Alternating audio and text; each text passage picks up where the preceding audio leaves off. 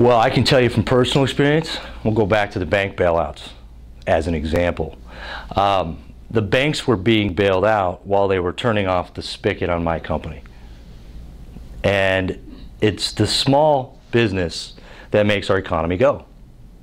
And I had credit lines rescinded overnight, shrank overnight, and I should say credit line commitments that I needed for my company to function, and they just took them away overnight. And it was always, it's not you, Mr. Petillo, you're great. And watching the government step in, first of all, in a role that they don't belong, but then to step in and not put any requirements that they need to loosen up the dollars to get them to people like myself as a small business. That was a very difficult time in my life to sit and watch. I lived what everybody was watching on television.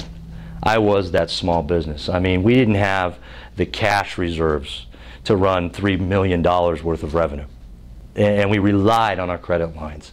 And when the banks started just overnight cutting the credit lines, you could see what was going on. And it was a very difficult time. It's one of the reasons I'm running. First of all, it all goes back to government regulation to begin with.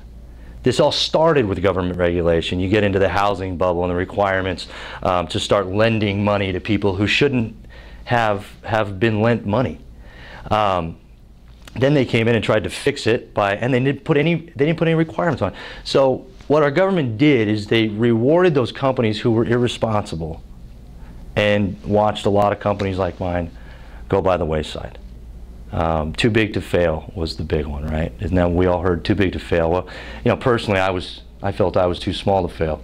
Apparently, they didn't agree with me, but I've been there. So we have to get a proper context of what government's role is, and we just don't have it. Republicans don't have it right now.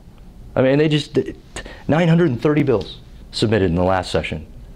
They want to regulate things like the amount that a rental referral agency can earn. If I can go out and get $300 to refer someone and they want to pay me that, that's an equitable exchange. Why is the government stepping in and saying, no, you can only charge $200 or $100 or whatever it is? That's not their role. It's not their role. So.